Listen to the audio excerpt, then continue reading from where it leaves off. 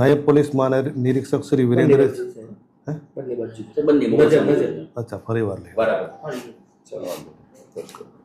નાયબ પોલીસ મહાનિરીક્ષક શ્રી વિરેન્દ્રસિંહ યાદવ સાહેબ ગાંધીનગર રેન્જ તથા જિલ્લા પોલીસ વડા શ્રી મનોહરસિંહ જાડેજા સાહેબ નવો દ્વારા વણ શોધાએ મિલકત સંબંધી ગુનાઓને શોધી કાઢી તેના આરોપીને પકડી અને પરિણામલક્ષી અને અસરકારક કામગીરી કરવા માટે સૂચના આપવામાં આવેલી હતી. જે અનુસંધાને અરવલ્લી જિલ્લાના સ્પેશિયલ ઓપરેશન ગ્રુપના police inspector Shri PB Jadeja Chaudhary સાહેબ તથા તેમની ટીમ છે રાઠોડ સાહેબ તથા અન્ય ટીમના માણસોને એક બાતમી મળેલી જે ધનસુરા પોલીસ સ્ટેશનના ગુના નંબર 0218/2026 ભારતીય ન્યાય સંહિતાની કલમ 308(4) મુજબનો ગુનાનો આરોપી છે એ ધનસુરાથી મોડાસા તરફ આવી રહેલ છે. જે અનુસંધાને એસઓજીની ટીમ દ્વારા ધનસુરા મોડાસા રોડ ઉપર આવેલ રૈયોલ ફાટક ખાતે વોચ ગોઠવવામાં આવેલી અને એ વોચવાળી જે વર્ણનવાળી ગાડી છે એ ક્રેટા ગાડી છે GJ08BB 5155 નંબરની ગાડીમાં આરોપી હોવાની બાતમી મળેલી. એના અનુસંધાને ગાડીની વોચમાં હતા. એ દરમિયાન ફાટક પાસે ગાડી આવતા એમને રોકેલી.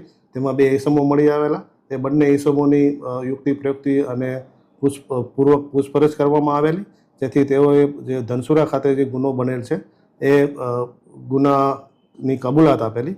જે આધારે તેમની અટકાયત કરવામાં આવેલી. તેમની પાસેથી રોકડ રૂપિયા 1 લાખ, સોનાની ચેન 80,000 રૂપિયાની, સોનાની વીંટી 25,000 રૂપિયાની, સોનાની કાનની બુટી, પછી ચૂની તથા ચાંદીના અમુક દાગીના તથા જુદી જુદી કંપનીના 5 મોબાઈલ મળી કુલ 9,90,000નો મુદ્દામાલ એમની પાસેથી હસ્તગત કરવામાં આવેલ છે. ધનસુરા પોલીસ સ્ટેશનનો 100% મુદ્દામાલ એમની પાસેથી કબજે કરવામાં આવેલ છે.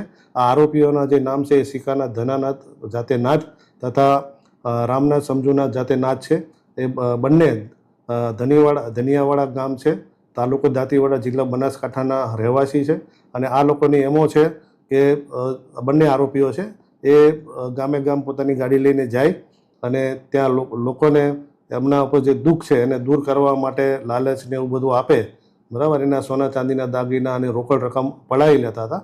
તો આ પ્રકારની કાર્યવાહી એ લોકો કરતા હતા, ગુનાહિત પ્રવૃત્તિ. તો એના આધારે આની ધરપકડ કરી લેવામાં આવેલ છે અને હાલ આ ગુનાની તપાસ ચાલુમાં છે. બીજા કોઈ લોકો ભોગ બને એવું તપાસમાં એ અમે અત્યારે એમનો ગુનાહિત ઇતિહાસ તપાસી રહ્યા છીએ. જેમ જેમ માહિતી મળશે એ અમે આપણે આપતા રહીશું.